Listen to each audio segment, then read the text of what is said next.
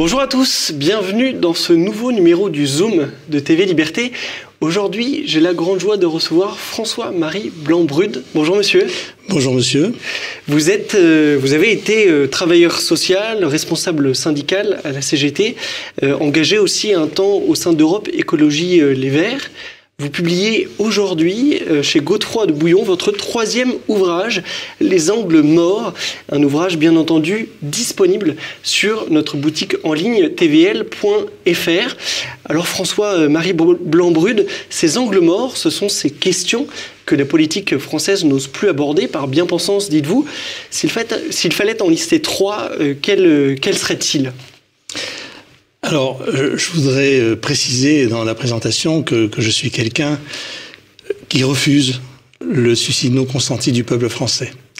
Et que j'ai deux caractéristiques. La première, comme vous l'avez souligné, c'est que je n'appartiens ni à une gauche bobo, ni à une gauche gauchiste. Et la deuxième, c'est que j'écris non pas du côté d'un savoir savant universitaire, aussi respectable soit-il, mais plutôt du côté de mon expérience pratique de militant de gauche depuis plus de 50 ans. Alors, pour en revenir à votre question, c'est vrai que dans ce livre, il y a 5 chapitres, il y a 5 parties et 16 chapitres. Alors, si je devais retenir les plus importants, c'est-à-dire les erreurs les plus importantes, les angles morts les plus importants, je dirais qu'il y a d'abord l'islamisme, qui est un danger qui est mal perçu, mal compris. Et il y a ensuite l'immigration depuis les années, ce que j'appelle l'immigration récente et l'immigration actuelle, c'est-à-dire l'immigration des années 60, 70 et l'immigration actuelle. Et puis la confusion qu'il y a dans les appellations gauche et droite. Ce sont les 3 points qui, pour moi, me paraissent les facteurs d'erreur les plus importants. Mais alors justement, peut-être que nos téléspectateurs, en écoutant votre réponse et ma présentation aussi, je vous rappelais que vous aviez été engagé à gauche, seraient surpris par les défis que vous pointez du doigt, l'islamisme, l'immigration. Comment expliquer qu'un homme de gauche, au sens où on l'entend aujourd'hui, se retrouve à porter des idées comme les vôtres ? Alors, c'est assez simple, parce que ça renvoie à la question, qu'est-ce qu'être de gauche ? Et être de gauche, pour moi, c'est du côté des opprimés, des colonisés, des victimes de violences, de ceux qui sont tabassés à 10 contre 1, de ceux qui sont victimes de viols, de ceux qui sont victimes de terrorisme. Je rappelle qu'il y a quand même le terrorisme anti-français a fait au moins 280 morts et des milliers de blessés. Donc être de gauche, c'est du côté des victimes. Et donc, il n'y a aucune contradiction à être de gauche, puisqu'aujourd'hui, les victimes, ce ne sont pas les victimes d'hier, ce sont les victimes d'aujourd'hui, et les victimes d'aujourd'hui, elles font partie du peuple français. Voilà. Oui, en 4e de couverture de votre ouvrage est indiqué: c'est ainsi que les islamistes et les antifascistes deviennent les fascistes de notre temps, les antiracistes des racistes, d'anciens colonisés de nouveaux colonisateurs, le réchauffement climatique, une lubie bobo. Est-ce que vous diriez, François-Marie Blanc-Brude, que notre époque justement ne sait plus penser au-delà des catégories prépensées et des anathèmes d'une certaine façon ? Oui, je crois qu'on pense par stéréotype. Quand vous êtes de gauche, vous êtes forcément anti-flic, anti-chasse, pro-migrant, vous avez peur de l'islamophobie, vous pensez que le réchauffement climatique est un problème majeur et qu'il suffirait de changer, de passer aux voitures électriques pour que ça se résolve. Et quand vous êtes de droite, eh bien c'est le contraire, vous êtes pro-chasse, anti-migrants, anti-musulmans, etc. Et moi, j'essaye de réfléchir autrement et de voir ce qu'il y a derrière tout ça. Et donc, d'où un travail que je fais, et je fais toujours ce travail sur les côtés qui me pose le plus problème. C'est-à-dire, dès qu'il y a une question qui me pose problème, je la réfléchis, je la travaille, et j'essaye d'en faire quelque chose au-delà de la croyance, hein, puisque nous fonctionnons beaucoup par croyance, et de moins en moins en pensant les choses. Alors justement, sur cette question de la croyance, vous indiquez percevoir deux camps en France, ceux qui croient ce qu'ils voient et ceux qui voient ce qu'ils croient. Est-ce que vous pouvez nous expliquer cette dichotomie ? Alors, ça renvoie à la première partie de mon livre, qui est Penser ou croire, et où j'ai tiré de mon expérience professionnelle, puisque j'étais travailleur social et que je travaillais sur l'évaluation des situations sociales. Donc, c'est-à-dire sur les opinions qu'on peut avoir dans le social, mais aussi, évidemment, ça peut très bien se transposer en politique. Et si vous voulez, une opinion, le processus de construction d'une opinion, c'est une mesure d'écart entre des faits, le réel, et des critères, c'est-à-dire essentiellement des valeurs morales. Et c'est cette mesure d'écart qui nous donne une opinion. Et si vous voulez, donc, la question des faits est absolument déterminante. Et donc, j'ai tout revu à la lumière de cette méthodologie, d'une certaine façon. Et le problème de ceux qui voient ce qu'ils croient, c'est qu'ils vont voir à partir de leurs critères qui sont essentiellement moraux. Qu'est-ce que c'est la morale ? C'est le bien et le mal tel que vous l'ont appris vos parents, votre milieu social, vos intérêts de classe, votre histoire. Hein, donc ils vont avoir un filtre qui va filtrer les faits à travers leurs propres convictions. Et ça explique ce rapport déréglé d'une partie de la classe politique, selon vous, au réel. Alors, voilà, il y a un rapport déréglé, et ce rapport déréglé, on peut l'expliquer de plusieurs façons. Moi, j'en ai retenu deux. Le déni, c'est-à-dire que les faits n'existent pas, et ce que un psychologue américain, Flestinger, appelait la dissonance cognitive. La dissonance cognitive, c'est la contradiction qu'il y a entre vos convictions et le réel. Les deux ne vont pas ensemble. Et un exemple parfait de dissonance cognitive, c'est quand Emmanuel Macron, suite à... Quand il a parlé récemment des événements, des émeutes de fin juin 2023, suite à la mort du petit Naël, et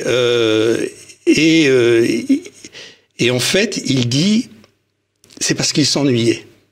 Donc, si vous voulez, des dissonances cognitives, Macron est convaincu, dans le fond, profondément, même inconsciemment, que ces gens-là sont des victimes, ont été maltraités, etc. Le réel lui montre que c'est plutôt des bourreaux que des victimes.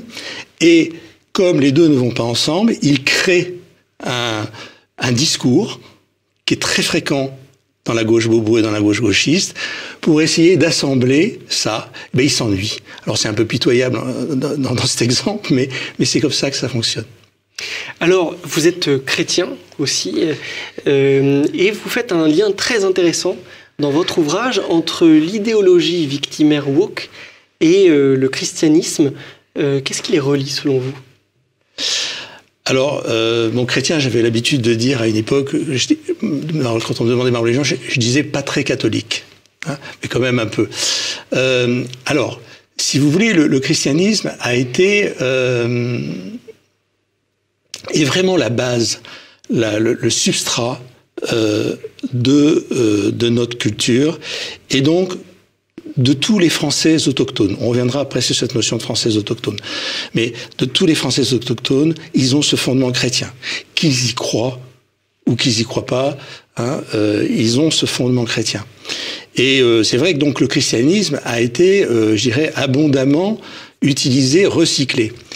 Le premier recyclage, c'est d'avoir, si vous voulez, transformé les valeurs chrétiennes en valeurs républicaines. Quand vous voyez un petit opuscule de morale de l'école laïque et obligatoire de Jules Ferry, vous avez peu ou prou les valeurs chrétiennes. Et elles ont été recyclées, alors de façon très contestable évidemment, le communisme. Nous sommes la civilisation chrétienne a aussi, d'une certaine façon, inventé le communisme, le gauchisme, le wokisme, le protestantisme qui est quand même proche de l'origine, et donc, si vous voulez, on peut dire que ils ont inventé tout ça, et on peut même dire qu'ils ont inventé Sandrine Rousseau et Jean-Luc Mélenchon. Et Jean-Luc Mélenchon, ça lui fera pas très plaisir, mais Jean-Luc Mélenchon est un chrétien radical qui s'ignore, qui serait horrifié d'entendre ça, mais c'est un chrétien radical qui s'ignore, à qui il manque quand même l'essentiel. C'est ce que disait, c'est la phrase de Lanza del Vasto, l'amour sans revers de haine. Voilà. Jean-Luc Mélenchon est un chrétien radical à qui il manque l'amour sans revers de haine. Oui, d'ailleurs, vous dites dans votre ouvrage que si ces idéologies woke, par exemple, sont tellement puissantes, c'est qu'elles reposent justement sur un fond culturel, anthropologique extrêmement fort qu'est le christianisme. Bien sûr, la remise en question, la confession. Vous avez dans l'Évangile l'accueil de l'étranger. Vous avez d'aimer son ennemi. Vous avez quand même tous ces fondements qui ont pénétré, y compris les plus anticurés d'entre nous, et qui nous posent un énorme problème. Parce que la question que je me pose, c'est pourquoi des gens sincères, intelligents, honnêtes, se trompent aussi lourdement. Donc j'ai essayé de dire, il y a des faits qu'ils connaissent pas, donc c'est un peu le thème du premier livre. Le deuxième livre, montrer les contradictions idéologiques. Et dans le troisième livre, je montre que c'est parce que, en fait, ils sont dépendants de cet héritage chrétien, malgré eux, et nous tous. Ça fait écho en nous. Voilà. Et donc ça pose, c'est vraiment un problème majeur en fait à mon avis pour la politique d'aujourd'hui. C'est ce soubassement chrétien qui est d'autant plus un problème qu'il est dénié. Alors un autre point vraiment intéressant de votre ouvrage, le grand remplacement. Vous nous expliquez qu'il ne s'agit pas simplement d'un phénomène démographique. Quelles sont ces autres composantes alors ? Alors ça c'est quand même Renaud Camus qui a développé ça. Renaud Camus n'a pas simplement développé le grand remplacement par des migrants. Il a parlé du remplacisme global. Donc il y a le grand remplacement. Alors le premier grand remplacement est le plus grave et le plus important, plus que l'islamisme. C'est le grand remplacement du peuple français par un autre lui-même, américanisé, mondialisé, qui a voté systématiquement depuis 30 ou 40 ans pour des gens qui détruisaient sa souveraineté, son économie, etc. Ça, c'est le premier grand remplacement. Le vrai, c'est celui dans lequel s'est engouffré tous les autres. Il y a un deuxième grand remplacement, je dirais, technologique, avec des gens qui sont dans des idéologies extrêmement graves, que notamment la droite sous-estime beaucoup, je pense. Enfin, pas toute la droite, mais l'intelligence artificielle. Faut savoir que l'intelligence artificielle va détruire énormément d'emplois. Dans des expériences qui sont faites, c'est jusqu'à 80% des emplois qui sont détruits. Et on ne parle que de l'intelligence artificielle. La première intelligence artificielle, on ne parle pas des évolutions de l'intelligence artificielle. Bon, les nanotechnologies, etc. Les techniques de manipulation de l'information, où maintenant on peut vous faire dire absolument tout et n'importe quoi sans que ça se voit. Donc ça c'est le deuxième grand remplacement, qui se fait évidemment au profit des plus riches d'entre nous. Donc perte d'emploi, ils ont l'idée qu'ils ont eu l'intelligence, une fois de plus, de faire reprendre par la gauche bobo et gauchiste, c'est le revenu universel. C'est-à-dire qu'il y a des gens sincères qui disent le revenu universel c'est bien, mais en réalité tout ça est pensé, parce que à partir du moment où vous allez, peut-être 50% des gens vont perdre leur emploi, il faudra bien trouver quelque chose. Et puis vous avez évidemment le troisième grand remplacement, qui est un grand remplacement, je dirais, culturel. Bon voilà, donc là qui est beaucoup plus mis en avant, qui est beaucoup plus connu, et qui est extrêmement grave, d'autant plus que nous réagissons trop peu et bien tard. Alors vous dénoncez donc la gauche bobo, mais également un retour du pétainisme en France. Qu'entendez-vous par là et à qui pensez-vous? Alors sur le pétainisme, j'ai vraiment été atterré en 2022 quand j'ai entendu Éric Zemmour relancer une vieille querelle sur Pétain qui aurait sauvé des juifs et en gros échangé des juifs français contre des juifs étrangers. La théorie du bouclier et de l'épée. Voilà, théorie de Pétain le bouclier et de Gaulle l'épée. J'ai été atterré. Alors, il y a l'aspect évidemment querelle historique dont je parle dans mon livre et qui ne tient pas la route. Les juifs français ont été sauvés par les Français. Hein, y compris, je prends un des aspects les plus terribles, ça a été la rafle du Veldiv. Les Français avaient promis aux Allemands 22 000 juifs. Il y en a eu 13 000. Pourquoi? Parce que déjà, beaucoup de policiers ont prévenu les gens, il y a eu des excès de zèle, mais il y a eu aussi des excès de retenue. Hein. Donc si vous voulez, ce sont les Français, et on connaît l'exemple du Chambon-sur-Lignon.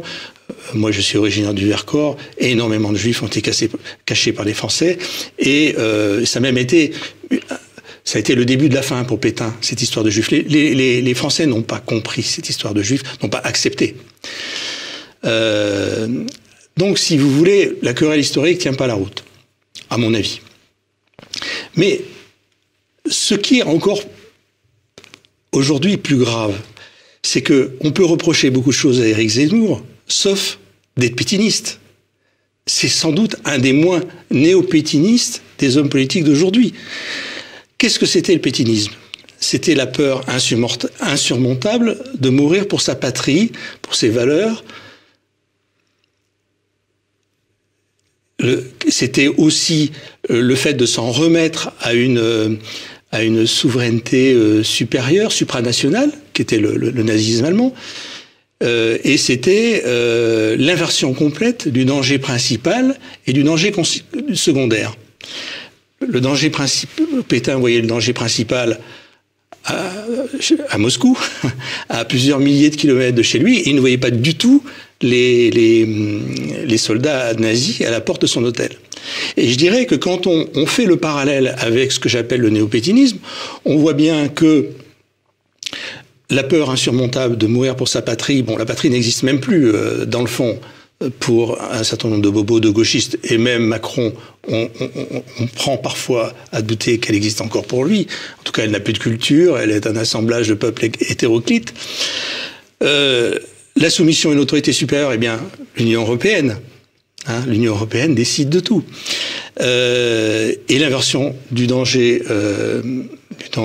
principal et du danger secondaire, eh bien, c'est grossir à l'envi le danger populiste, etc., et minimiser complètement le danger islamiste, qui est un danger absolument majeur dans notre pays.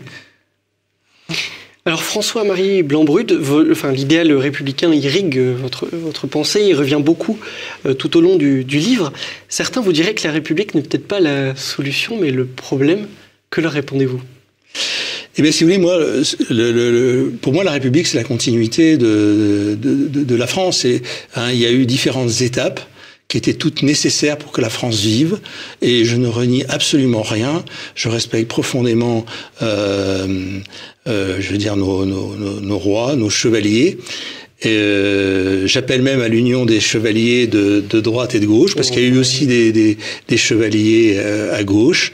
Je pense à Jean Moulin, je pense à Daniel Cordier, des gens qui étaient prêts à mourir pour leur patrie.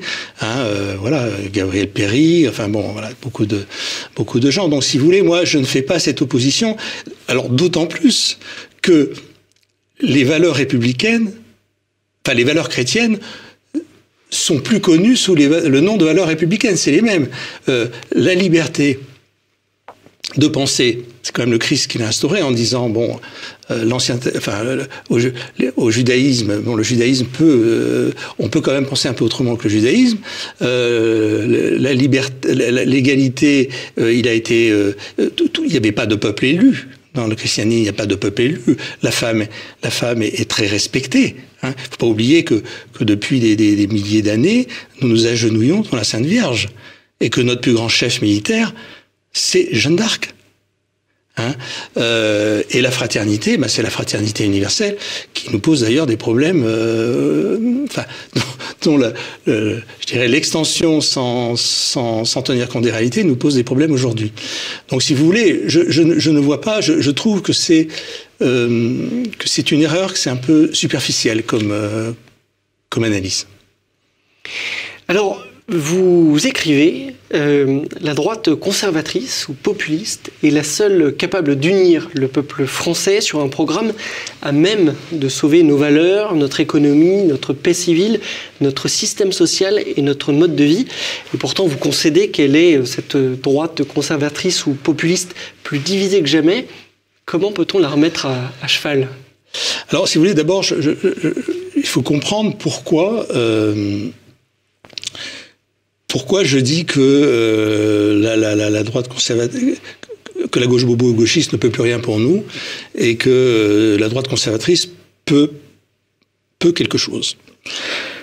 Parce que si vous voulez, j'ai aussi une formation marxiste, parallèlement. Donc, si vous voulez, il y a un lien entre économie et idéologie. Et réciproquement. Mais on va déjà traiter économie, idéologie. Le capitalisme mondialisé a au moins deux problèmes. Le premier, c'est les frontières. Et le deuxième, donc les frontières, donc si vous voulez, tout ce qui est frontière est un obstacle au profit. Et là, paf, on trouve la gauche bobo et gauchiste, sans frontiériste, mondialiste, etc. C'est un énorme service qu'elle rend au capitalisme mondialisé. Un deuxième problème, si vous voulez, c'est ce que Karl Marx appelait l'inévitable baisse tendancielle du taux de profit. C'est-à-dire, pour schématiser, que pour faire des profits, une économie capitaliste doit en permanence renouveler ses productions et c'est son organisation. Et donc, l'ancien est banni. Il faut toujours du nouveau. Que va faire la gauche bobo et gauchiste? Elle va sanctifier le nouveau, en transition, disruptif, tout ce qui... Il faut changer, il faut toujours changer. Même si c'est moins bien, c'est pas grave, il faut changer. Voilà. Alors que le conservatisme va changer ce qui ne va pas, mais va garder ce qui va bien. Donc si vous voulez, au total, il y a deux droites très différentes et très opposées entre elles. Une droite libérale, on va dire un peu de Macron, un peu de LR, et une droite populiste conservatrice, Zemmour et Marine Le Pen, et à gauche, de gauche opposées, et très opposées entre elles, qui sont la gauche bobo-gauchiste, et une autre gauche qui a disparu quasiment, en tout cas en tant qu'organisation sous les années Mitterrand. Et donc, si vous voulez, à gauche, nous nous trouvons... alors, il y a des grands penseurs, je pense à Michel Onfray. Enfin, c'est pas des gens avec qui j'ai forcément beaucoup d'atomes crochus ou avec qui je suis d'accord avec tout. C'est pas des gourous pour moi. Enfin, ce sont des gens qui ont quand même, qui tiennent haut quand même encore cette gauche-là, qui n'est ni bobo ni gauchiste. Michel Onfray, Jean-Claude Michéa, il y en a d'autres. Il y a Monsieur Jorin, le maire de Villeurbanne, je crois. Je ne vais pas tous les citer. Donc, si vous voulez, notre gauche, qu'on pourrait appeler la vraie gauche, mais ce ne serait pas tout à fait exact, j'explique dans mon livre, puisque la gauche, c'est les bourgeois. Historiquement, la gauche du XIXe siècle, c'est les bourgeois. Donc, ils sont la vraie gauche, malheureusement. Mais enfin, disons, une autre gauche... n'est pas en état actuellement assez vite de se reconstituer, et donc vous avez beaucoup de gens de droite conservatrices populistes qui reprennent un certain nombre de choses amenées à même de sauver le peuple français. Donc, si vous voulez, c'est exactement l'union du peuple français que j'appelle, non pas l'union des droites, l'union du peuple français, c'est ce qu'a très bien décrit Louis Aragon dans un poème en 1900, je crois que c'est La Rose et le Réséda en 1941, où il honorait dans le même poème Gabriel Péry, militant communiste, fusillé au Mont-Valérien, Honoré Destienne-d'Orve, militant de droite, fusillé au Mont-Valérien, et deux autres militants, Guy Môquet et un autre monsieur dont je me souviens plus le nom, qui était de droite. Voilà. Il y a des moments où la situation est tellement grave qu'il faut arrêter de tergiverser et de vouloir faire sa petite chapelle. Son petit parti qui fera 2%, 3% dans 3 ans, 7% non. C'est trop tard, il faut y aller maintenant, et voilà, il faut s'unir. Ce sera sur ces paroles d'espoir que se conclut notre entretien. Merci beaucoup, François-Marie Blanc-Brude. Je rappelle le titre de votre excellent ouvrage, donc paru chez Godefroy de Bouillon, « Les angles morts quand la morale tue le bien commun ». À nouveau disponible sur la boutique en ligne de TVL. Merci à tous de nous avoir suivis. N'oubliez pas de commenter, de partager, d'aimer cette vidéo. Je vous dis à très bientôt sur TV Liberté.